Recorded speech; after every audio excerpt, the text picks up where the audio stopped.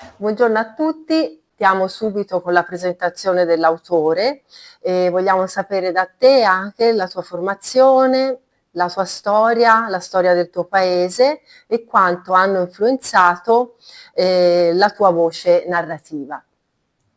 Buongiorno a tutti, è un piacere per me. Sono Angel Enoch, vengo dalla Honduras, un paese della Centro America, e siamo dal centro.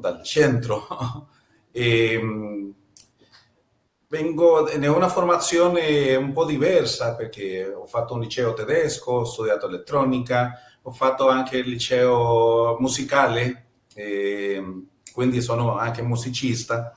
Vengo di una famiglia che sempre a casa hanno stato sempre inserite nell'arte, sono poeti, sono scrittori, scrittrici, musicisti, fanno anche la declamazione, della poesia, sempre ne ho stato in questo mezzo, in questa situazione, quindi per me scrivere era non un obbligo, era una forma di stare in famiglia. Bene, sì, infatti sei stato, diciamo, immerso nell'arte fin dall'inizio. E quindi come è iniziato il tuo cammino sulla scrittura? Cioè c'è stato un momento preciso in cui hai capito oggi comincio a scrivere, raccontare storie, e quando sarebbe diventata parte della tua vita? In quale circostanza? Se c'è stato un flash o qualcosa che ti ha dato questo input, questo inizio? Io mi ricordo quando facevamo i compiti dalla scuola, facevano scrivere i racconti. A me piaceva scrivere, ma non era un obbligo proprio. Una volta quando ero a noveno grado, noi abbiamo la scuola così, del noveno grado, e sarebbe Il seconda o liceo, terza media, no, no, sì, no, no, non sei più o meno così. nel Ehm, liceo sì, in italiano, sì, in Italia. e mi hanno fatto scrivere un articolo e è stato quell'articolo piacevole per la professoressa di spagnolo e lei mi ha raccomandato di scrivere di più.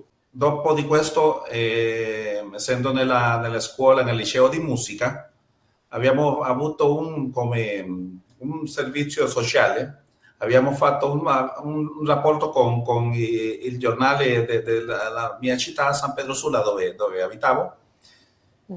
e ogni studente doveva scrivere un articolo sobre un musicista e io ho scritto uno di Paganini, mi ricordo bene, una cosa che... Bello. e questa è stata la mia prima esperienza già pubblicato in un giornale, Il Nuevo Dia, Il Nuovo Giorno si chiamava, quello Mhm, giornale che adesso non sì. c'è. E dopo ho smesso di scrivere, scrivevo poesia per la ragazza che mi piaceva, scrivevo anche, Bello. facevo la poesia con la rima e facevo una cosa del genere, ma però era forse per la ragazza, non proprio come una voglia di diventare scrittore. Sì, allora quindi sei diventato quindi poi diciamo uno scrittore, anche un autore autopubblicato, come ci spiegavi prima. Quali sono state le difficoltà più grandi e le soddisfazioni più importanti di essere un autore autopubblicato? Cioè raccontaci un po' le fasi, quando hai cominciato a autopubblicare, le tue difficoltà e anche le soddisfazioni che hai trovato. Sì, io sempre sono cresciuto con quella frase che si dice un uomo e anche una donna nella vita deve fare tre cose: piantare un albero, avere una famiglia e scrivere un libro. E mi mancava scrivere il libro. Bene, Sì, e io scrivevo i racconti come una forma di catarsi, una forma non lo so, di liberare quello che avevo, perché io scrivo nella mente, non so come sarà la tecnica per gli altri, ma io scrivo i racconti tutto nella mente, poi mi metto sì, computer a scrivere e avevo scritto questi racconti, questi libri sono racconti che l'ho scritto anche 10-15 anni fa, ho fatto la compilazione, poi sì, e ma ero qua in Italia e era nel tempo del Covid, senza soldi, senza, eravamo chiusi a casa. In questo Sì. senso il Covid ha almeno avuto un buon rapporto con tanta gente che ha fatto decidere fare delle cose. In questo caso io Mm. ho deciso di scrivere il libro, di pubblicare. Ma per me in quel tempo era una situazione difficile, non potevo pagare tutto quello che si paga. Che, Sì, sì, poi, sì, una va bene, ho fotografia, cominciato, sì.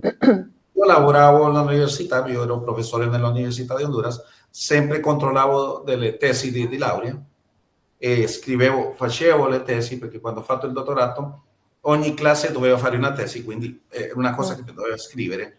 Avevo questa, eh, ero già in gamba per Sì. scrivere una cosa, sì. E, e ho detto, va bene, ne ho questo expertise e dovrei fare qualcosa. E ho cominciato a guardare dei video, a leggere i libri, quello manuale per diventare un scrittore autopubblicato. E ho preso una Kindle perché Mhm. volevo capire. Io sono del libro fisico, Sì, stampato, con la come me, carta, il sì, con la profumo carta. che viene dalla carta. Sì, sì, E io ero un po' cauteloso forestio, con l'altro, sì, io dicevo no, va bene, mi compro uno, vorrei capire cosa viene con questo, cosa accade. E mi ha preso bene, davvero che sono rimasto sbalordito l'esperienza con l'ebook e Mhm. non stanca perché leggere su un schermo del computer, del cellulare è faticoso. Infatti io mi ricordo che avevo letto un cellulare e mi è venuto il male del tennista Sì, per è leggere vero. il Trono di Spade, mi ricordo, mi sono letto 4 libri del Trono di Spade con un cellulare. Sempre ne ho avuto il cellulare con lo schermo grande, per Sì. questo, per poter leggere. Va bene detto, l'esperienza di adesso è nuova, il tempo cambia. Mio nonno diceva a mio papà, ma cosa ti piace sentire quella musica stridente dei Beatles? Mhm. Sì. E il Eh, tempo cambia, hai detto, va bene, la tecnologia ti manda così, vediamo cosa accade e per questo ho deciso di autopubblicare e con il libro prima. Poi mhm. l'ho fatto anche con il libro stampato e secondo me ha stata una buona esperienza. Vorrei il libro vero, vediamolo così, con tutto la pasta, non mi ricordo come chiama, noi chiamiamo la pasta, L'impaginazione, sì, sì, il l'immaginazione, layout, tutto sì, sì, questo, sì. e vorrei il libro con la tappa dura, Ah, però sì, con la sì, sì, rilegatura, brossura, sì, sì, quelli poi hanno un costo veramente elevato, però sì. noi abbiamo i suoi libri e sono veramente, per essere un autore emergente, sono veramente impaginati bene, cioè ci sono piccole accortezze che quelle, essendo diciamo non professionista, ci sono, però si vede che è un libro curato nella scrittura, nelle pagine, veramente, veramente complimenti perché si vede ad occhio che è una cosa curata bene, una cosa di chi ama un libro. Quindi ti facciamo anche complimenti per questa sua nuova, questo lavoro di scrittore emergente impaginatore. Molti scrittori vorrei chiederti perché molti scrittori emergenti a volte a volte si sentono anche scoraggiati all'inizio. Tu che cosa hai imparato e cosa potresti dare come consiglio a chi sogna di pubblicare per la prima volta il suo libro, il proprio libro? Sì, e questo è una cosa difficile perché è vero, uno sente, uno pensa non sono bravo, non riesco a fare una cosa come vorrei, è vero. Io mi sono capitato di questo quando facevo la tesi, la tesi in una classe, che controllavo, trovavo una cosa nuova No? di Sì. fare. E penso anche con un libro, ogni volta che lo leggo devo correggere una cosa, mettere un'altra, e si va così. Ma io penso che avere il coraggio di pubblicare, di cominciare davvero, decidere, e questo è lo difficile, sedersi e scrivere. Questo secondo me è la parte più difficile per scrivere. Quindi non aver paura, iniziare a scrivere, buttare giù Iniziare. quello che E poi passa nella testa. viene, io mi ricordo quando avevo l'insonnia, mi svegliavo alle 2 del mattino, dicevo, invece di essere ancora sdraiato nel letto, dicevo, va bene, mi sedo, comincio a scrivere, prendevo il computer, poi mi veniva a 6, 7 del mattino e ero contento perché avevo scritto qualcosa che avevo nella mente. Secondo me dobbiamo approfittare tutti i tempi che ne Sì, abbiamo. sì, Sì. quindi quando viene la famosa parte in cui uno dice l'ispirazione, in questo momento sono ispirato e girare sempre anche con un blocchetto. Io so anche di tanti autori che mi dicono io giro sempre con un block notice e una penna anche quando sono in giro e si annotano le cose e poi per non perderle. Sì. Certo, sì, io facevo questo, avevo una libretta, la penna, facevo il profilo di un personaggio, Sì, invece bene. camminavo e guardavo una persona e lui è un personaggio, un personaggio del mio libro e scrivevo la caratteristica, sia il naso così, sì. Beethoven faceva così, lui portava anche una libretta e quando le veniva una Ecco, idea musicale le scriveva. bene, è Dobbiamo vero. avere una cosa sempre, tutte le risorse, il recurso per scrivere, sì, la penna, tutto, perché ogni tanto dimentichiamo di quello che avevamo nella mente, che era forse un'epifania, diciamo in spagnolo, non so Sì, se... Sì, sì, sì, sì. Bene, adesso entriamo più nello specifico, quindi i tuoi libri. Il primo libro è Shalom, ora io lo dico in italiano, comunque Shalom e altri racconti. E come è nato? Quindi, prima di tutto, cosa rappresenta per te la parola Shalom? E poi proprio come è nata l'idea di questo libro? Sì, Shalom, o Shalom come diciamo noi, è stato un libro e tutti questi libri che ho pubblicato sono racconti miei, della mia famiglia, che avevano fatto, l'ho scritto come nel nostro stilo. Shalom è un cognome che noi abbiamo in spagnolo che è il cognome Ok, pace. pace, Eh, sì, pace. significa shalom. E ci sono di una famiglia nell'Honduras che vengono con questo cognome quando erano venuti con Cristoforo Colombo. Erano tanti ebrei sefarditi che venivano stati deportati dalla Spagna. Ah, ecco. C'era un personaggio che si chiama Samuel, si chiamava in spagnolo Samuel de la Paz, io l'ho scritto così, e Mhm. anche il nome era Samuel Shalom, Samuel Shalom, quindi quando lui ha diventato con il nome spagnolo, l'ha detto Samuel de la Paz.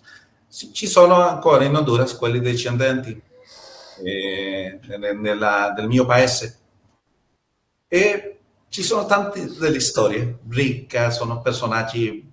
Ma sì, in questa zona dell'Honduras la gente è tanto diversa degli altri, che sono più spagnoli che... sì, bueno, vengono di questa famiglia i Paz, i Fajardo, i Paredes, i Pinedas, sono di questa gente e loro hanno una ricca storia, sono artisti, sono scrittori e nascondeva i tesori che portavano perché sempre glielo toglievano per tante Sì. cose e hanno diventato cristiani. In questo libro, Shalom, io parlo di questo cambiamento, adesso siamo cristiani tutti. E scrivevo qualcosa della storia della nostra famiglia. In Shalom scrivo la storia di Eliab Paz, che ancora usiamo tutti questi nomi, Eliab, Samuel, Miguel, che è Miguel, Sì, ma come in Italia. Sì, sì, anche in Italia ci sono ancora alcune regioni che mettono i nomi dei nonni, dei bisnonni, dei padri. sì, sì, Sì, sempre abbiamo questa abitudine. E Quindi nell'istoria di Shalom racconto di come ha stato questo Eliav che ha avuto un sonno e che le diceva un amico, ti pagherò perché aveva un debito con lui. E le segnava una casa antica dal suo bisnonno e lui Eh, ha trovato un tesoro dentro che diceva che Shalom. Che era sì, bello, quindi è una parte fantasia, una parte vera, perché questo è ah, accaduto davvero, ma io metto una cosa fantasia, ho fatto una ricerca perché tutti i personaggi di questo sono, è vero, fantasia, ma ci sono delle cose come la moneta, la descrizione delle monete, mh-mh, erano monete che ancora adesso valgono 100.000 dollari perché sono monete strane, mh-mh, parte dell'istoria della numismatica, dei personaggi popolari, e lo inserisco nel racconto e così bene. diviene tutto questo. Bene, quindi è un insomma è un racconto, noi l'abbiamo letto, infatti è diviso in capitoli, si legge molto bene, è una scrittura semplice, infatti molto molto leggibile. E se c'è un ebook poi ce lo spiegherà in fondo. E quindi, consigliamo anche la lettura di questo libro perché è veramente, una bella storia, c'è anche una bella parte storica in cui parli veramente di queste famiglie e è centrato anche molto su vari temi. Mentre passiamo adesso al libro, il secondo che hai scritto, Il palazzo e gli altri racconti. Questo raccontaci un po', è il seguito del primo Shalom o è proprio un altro libro, proprio esattamente differente? Cioè, dici un po', spiegaci. Sì, in questi libro, il palazzo, lo chiamo così perché ha un vincolo con l'Italia. Ah, Infatti il ecco, palazzo qui viene siamo. scritto a Parma. Io quando sono venuto qua in Italia sono venuto a Parma e mi sono innamorato della città, davvero, c'è una storia enorme. E, ho fatto anche una ricerca, ero chiuso a casa nel tempo del Ecco, Covid. quindi avevi E, tempo anche per e- studiare.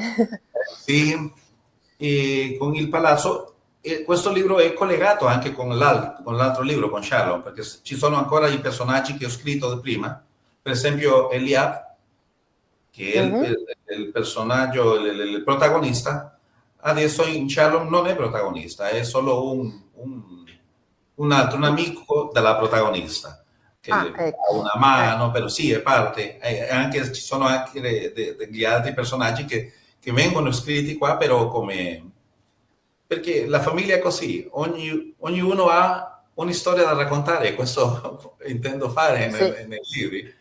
Ogni racconto viene come, non l'ho fatto apposta, è venuto così. E hai questa, creato, ok, questo collegamento, sì. sì, sì, è venuto, non lo so. Infatti si può leggere ogni capitolo, ogni racconto, si può leggere di diverse forme, si può cominciare con l'ultimo, dopo il terzo, Separato, sì, sì, è separata, vero. separata, separata, e tutti i racconti sono una storia singola, ma tutti stanno collegati almeno con un personaggio.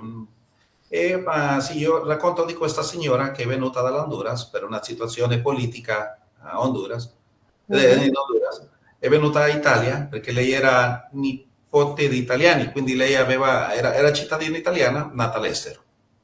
Ah, Lei si è approfittato di questa situazione per fuggire dall'Honduras, per la situazione politica, il suo marito che è parte della famiglia Perez, mhm. di tutte queste che dicevo, discendenti di quelli che hanno venuto con Cristoforo Colombo. E lei ha dovuto venire qua in Italia, ha cominciato a avere i sogni, perché tutti questi hanno i sogni, che viene un morto, gli dice stai attenta, Mm. è venuta in questo palazzo e quando uno legge si rende conto di che c'è un collegamento di lei in questo palazzo, perché Ah, il suo ecco, nonno è una storia. è stato in questo palazzo 80 anni fa, proprio nel Mm. tempo della seconda guerra. quindi è bello veramente ora scoprire poi. Ora, questa Sì, sono curiosa di leggere perché ancora questo non l'ho letto. Il primo, e Shalom, sì, in quindi questo, sono curiosa. in questo racconto ho fatto fatica di leggere perché sì, ho messo dei personaggi che esistevano a Parma e anche lei si è sposato con un parente che si chiamava Abner Fares, che Fares è il cognome che diviene in spagnolo Pérez, che Ah, era ecco. proprio di famiglia, della famiglia di Parma, Fares Levi, ma lui è venuto a Salonico. Mhm. Si sono sposati a Ecco. Salonico e anche racconto Eh. Salonico, ho dovuto leggere nella seconda, per situazione della seconda guerra che purtroppo hanno separato della Mm. famiglia. Lui e la Parma è stata bombardata con sua moglie, lei ha dovuto fuggire con sua figlia senza perché il suo marito non appariva. Sto facendo lo spoiler. Sì, questo Sì, no, no, è interessante comunque la storia, è interessante anche la tua ricerca, cioè come le tue, cioè fanno proprio vedere che la tua scrittura dipende anche da una ricerca, una piccola ricerca, come dicevi prima, che hai fatto, diciamo costretta dal Covid, ma credo che sia anche proprio come sei fatto te, anche come scrittore, che prima ricerchi, prendi le basi e poi con l'ispirazione riesci a creare un libro. sì, E, a me mi piace questa ragazza del personaggio che si chiama Esther, e lei è brava, l'altro personaggio che viene dalla seconda guerra degli anni 40, un altro mhm, personaggio, una donna bravissima, potente, che ha dovuto lottare per la sua figlia, fare una cosa grande. E metto anche un personaggio che per me è importantissimo nell'Italia che io non mai lo avevo sentito, che si chiama Guelfo Zamboni. È un Zamboni, personaggio, sì. Zamboni, sì, Guelfo Zamboni è stato un personaggio che ha salvato tanti ebrei nel quel tempo. È lo stesso come Oscar Schindler, che per Schindler, lui sì, hanno fatto un film, ma sì. secondo me Guelfo Zamboni ha fatto una cosa simile e anche migliore. Bene, quindi, Non alla pubblicità, non al eh, marketing che ha avuto l'altro. quindi Sì, sì, i temi dei suoi libri quindi, sono vari, quindi toccano anche temi importanti, come dicevi prima, anche proprio questo fatto della seconda guerra mondiale, la deportazione anche degli ebrei, insomma tutto quello che le persone che hanno aiutato anche queste famiglie. E poi anche la donna, come dicevi prima, queste donne forti che riescono ad andare avanti, a combattere, come c'è sia in Shalom e anche sarà in palazzo naturalmente perché è un proseguo. sì, E, sì. sì, quindi dici un po', insomma, i temi, per fare un riassunto, un piccolo riassunto dei temi dei tuoi libri, cosa toccano? E un amico mi ha scritto, ha detto, la forma che hai raccontato tutto questo è come il realismo magico che scrivono a Hispano America. Sì, Ma sì, in questo racconto è una cosa dalla nostra società. Eh, Parlo di situazioni vere, per esempio in Honduras abbiamo avuto purtroppo dei politici corrotti che hanno rubato tanto, per esempio la nostra sicurezza sociale, hanno rubato sì, tutto, hanno fatto una cosa terribile, le medicine, le pastiglie la facevano con farina e la gente sì, prendeva la pillola e non faceva nulla perché era farina. Io racconto in questo libro una signora che si chiama Lolita Segura. mhm, sì, Racconto di Lolita Segura, una signora che ha avuto, Lola Segura, che ha avuto un figlio, una figlia, che è Lolita, una bambina genio, ma che sempre stava malata. È nata per una situazione terribile per il maschilismo che c'è ancora, sì, che questo lo racconto in un altro racconto che è collegato con questo. Con E questo, questa sì. bambina era una genio, ha imparato a leggere ai 3 anni, ha imparato, aveva un discorso, ma lei sempre passava nell'ospedale e mai guariva. Perché? Lo scrivo così, scrivo anche i cognomi di tutti questi politici che Mhm. che hanno fatto tutto questo casino e che purtroppo credo che sono per conseguenza di questo 7.000 persone morti in un periodo di 10 anni. E scrivo di questo, scrivo del maschilismo, scrivo del rapporto ancora, per esempio c'è un racconto che si chiama così letteralmente come suona, Mhm. foneticamente, Tchaikovsky e Cerny e Dvorak, Dvorak, Tchaikovsky e Czerny, Mhm. sono i Sì. musicisti, ma che era un indio bravo per suonare la musica. E purtroppo in Honduras questa gente sono poveri e non vengono inseriti nel sistema così. Perfetto. Suonare un pianoforte, un violino è una cosa per i privilegiati, ma questo era così talentoso che suonava una cosa, non poteva dire Ecco, bene il nome di tutti. E questo scrivo perché ecco, era quindi discendente di un principe indio della zona. mhm. Sì, Scrivo questa cosa sì, della bene. realtà politica, sociale del nostro paese. Bene, sì, no, questo è un tema veramente eh, importante e diciamo grazie ai suoi racconti, ai suoi libri possiamo anche, chi non conosce anche le realtà di una nazione come l'Honduras o ne ha sentito parlare poco, può entrare un attimo e anche capire cosa succede realmente. Sì. E adesso mi viene in mente, per esempio, un racconto di un bambino il racconto si chiama Pata de Muerto, Pate Muerto, che vuol dire piedi di morto. Mhm, sì. Era un ragazzino che viene collegato di un altro racconto, che si collega anche con Lolita Segura, si collega con Pedro Chalom, si collega con... Poi questo bambino è anche un altro genio, ma è autistico, un po' autistico. La mamma le ha Ok. detto, aspettami qua, non devi parlare con nessuno. La mamma ha avuto un problema, non è ritornato mai e lui non ha parlato mai con nessuno, perché lui aveva avuto un'istruzione. Ma era un genio matematico che nel parco centrale della nostra città le hanno dato il resistol, chiamiamo il pegamento, la colla, che è una Mhm, colla che sì. la fanno nella nazione e viene come una droga. E lui è diventato un drogadicto. Ah, Racconto anche di Eliu. Liu è un bambino che ha il sindrome di Down. Questo a me piace parlare di lui perché questo personaggio mi fa un piacere, perché viene la gente a modo come una parola brutta, questo mongolito, mongolico. E lui diceva, io non sono mongolito, io ne ho un sindrome di Down. E mia mamma mhm, dice che non consapevoli. siamo brutte persone. Sì, E che lui sono dice, non sempre consapevoli, sì.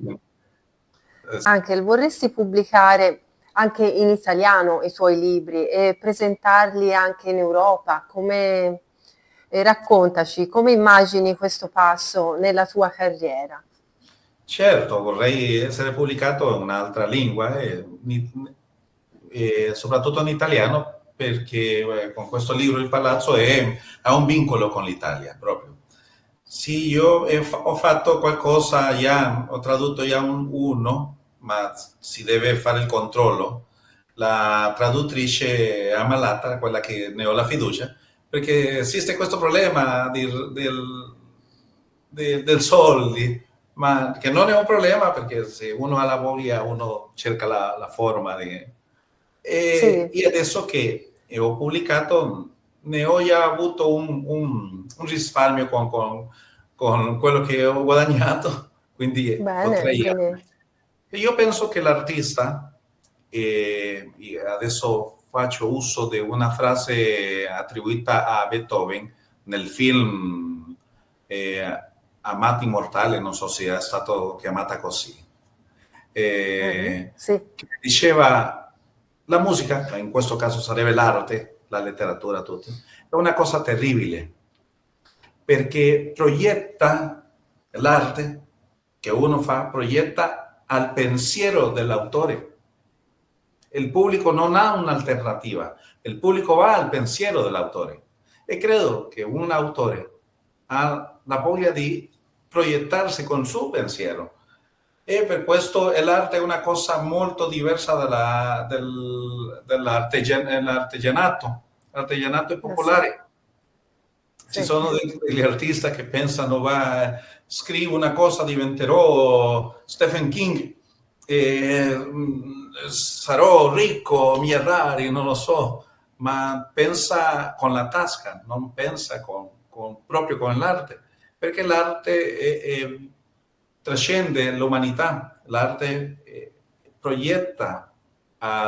Infatti c'è l'arte così grande che è più grande dall'autore, per esempio quando noi diciamo elementari e pensiamo a Sherlock Holmes e posso dire che ci sono tanti che non sanno che è Sir Arthur Conan Doyle lo scrittore, ma si ricordano di Sì, Sherlock Holmes perché infatti. lui è Sì. trascendentale. E questo vorrei io, no? Forse sono un po' pretenzioso, vorrei farmi No, sentire poi nel ci mondo. vuole anche perché altrimenti non si andrebbe avanti un poco quel pizzico di, di proposito, anche di voglia di arrivare a un obiettivo. Parlando, per esempio, a uno scrittore emergente italiano, per esempio facciamo questa contrapposizione, un emergente scrittore italiano che vorrebbe pubblicare anche nel tuo paese di origine. Raccontaci un po' com'è la situazione nel tuo paese, che consiglio puoi dare a uno scrittore emergente italiano che ha tradotto un libro in spagnolo e pubblicarlo quindi nel tuo paese o in Spagna. Sì, in questo caso io adesso Honduras è una situazione molto diversa da 20-30 anni fa. Non c'erano delle ferie di libri, adesso ci sono in ogni paese, fanno una cosa e grazie a Dio la tecnologia ha È cominciato evoluta, quindi sì, sì, ha a aiutato molto. sì, dà una mano grande così si può adesso stampare più libri, così la gente dall'Honduras comincia alla voglia, bisogna di leggere una cosa diversa di quella che noi abbiamo. E quando un autore emergente italiano viene tradotto all'espagnolo, la gente in Honduras viene eh, con un entusiasmo grande. Io mi ricordo questo autore Simoni, credo che si chiama, che ha scritto che adesso è Simoni, diventato sì. famoso, sì? E la gente comincia a leggerlo in Honduras e ha detto, beh, credo che si può fare anche un rapporto con l'università, con una cosa che vengano a fare le conferenze, perché tutto questo serve tanto per avere un rapporto con il pubblico, una cosa che Questo innamora collegamento, quindi un collegamento anche, uno scambio, diciamo, uno scambio uno scambio culturale proprio. proprio tra i popoli. E anche un autore invece emergente honduregno, cosa consiglieresti? Cioè, per entrare in Europa, nel mondo, diciamo, degli autori emergenti europei.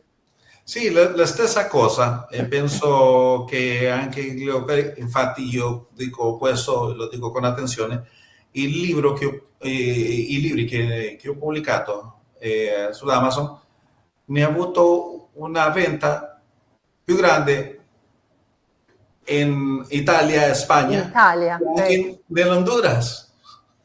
bene, Davvero, bene, quindi io la sono vendita è stato lieto stata. per la venta che ho avuto in Italia e così quasi simile a quella che ho avuto in Spagna, in spagnolo. E dico, Quindi è Dico, importante. interessante questo perché è una cosa nelle statistiche uno deve dare in considerazione tutte queste situazioni perché uno dice, va bene, sì, se vengo letto in spagnolo, in italiano, magari in italiano può essere ancora di più. E penso che forse la gente ha bisogno di leggere una cosa diversa, un racconto diverso in un altro contesto, in un'altra cultura. Abbiamo similitudini in tante cose, ma Sì, siamo diversi. E sì. questo in quello che è simile può collegare in quello che non è, che è diverso e viene a soddisfare una necessità. Quindi sì, quindi consiglieresti allora questo interscambio culturale tra scrittori emergenti. Certo che sì, ci vuole questo Sì, scambio. ci Sì, vuole, quindi anche per la storia, anche per veramente un collegamento, perché per esempio ci sono tanti scrittori, anche per esempio a me piace leggere il libro di un autore straniero, però in lingua originale. Per esempio lo spagnolo mi piace leggerlo in lingua originale, perché a volte la traduzione toglie un po' quella plassa, quella sensibilità che per farlo tornare, diciamo, fare tornare il discorso gli toglie un po' l'anima allo scrittore. e in questo caso Eh, direi, scusa, sì, prego, sì, sì, direi prego. che gli italiani hanno un vantaggio sopra tutti la gente che è ispanoparlante, perché l'italiano credo che leggono di più anche in un'altra lingua. Noi Sì, che parliamo spagnolo facciamo fatica per leggere un'altra lingua. però L'italiano insomma invece no, credo è quello che piace leggere e cerca anche di leggere anche in un'altra lingua perché ha una voglia di leggere. Sì. bene. Quindi io allora avrei un'altra domanda da farti, sempre tornando sui libri. Se è una presentazione, perché leggere il tuo libro? Cioè proprio cosa ti viene in mente? A me viene in mente che il mio libro racconta delle storie reali, quindi un personaggio di quel libro può essere il tuo fratello, può essere la tua cugina, e la nostra nonna, può essere anche anch'io, in prima persona che leggo e dico va bene, io mi trovo in questa pagina e sono questo personaggio, non lo so, perché è vero che sono una fantasia, ma la storia che ho scritto sono storie vere, perché tutti, e questo penso, tutti noi abbiamo una storia da raccontare e penso che anche quel scrittore emergente può scrivere di questo perché secondo me tutti noi abbiamo una storia interessante da raccontare e anche abbiamo una storia interessante da sentire. Quindi io sto raccontando la mia storia, vorrei che ovunque sia Qualunque, sì, ti sì. trovi e dica va bene, mi interessa. Arriviamo al finale quindi di questa bellissima intervista con Angel Enoch. Prima dei saluti vogliamo chiedere ad Angel insomma, di esprimere un piccolo saluto a tutti, indicare quindi dove possiamo acquistare i suoi libri. Grazie a tutti che hanno guardato questo video. Il libro potete acquistarlo adesso sulla piattaforma di Amazon, può essere in EPUB, nel libro elettronico e anche il libro stampato con il formato che loro Bene, fanno. E grazie per fare il link e grazie dare a tutto te. questo. E vi consiglio a quelli emergenti di scrivere, dobbiamo scrivere. C'è della gente che ha bisogno di leggervi, quindi dobbiamo scrivere. Quindi E, non vi scoraggiate, quindi le ultime parole sono non scoraggiatevi, fate come Angel, fate avanti, prendete un obiettivo e scrivete leggete, comprate il suo libro, quindi comprando il libro potete avere anche delle piccole note per cominciare anche a scrivere o chiedere anche consigli all'autore stesso. Vorrei dire che sì, ho cominciato così, l'autopubblicazione, sono contento, contento, ma sempre abbiamo bisogno di più. Sì, quindi andare avanti e pretendere anche di più. Quindi noi ci salutiamo, grazie per chi ci ha ascoltato, grazie anche ancora e ci ritroviamo presto poi sui canali di Edita Mundi. Perfetto, grazie.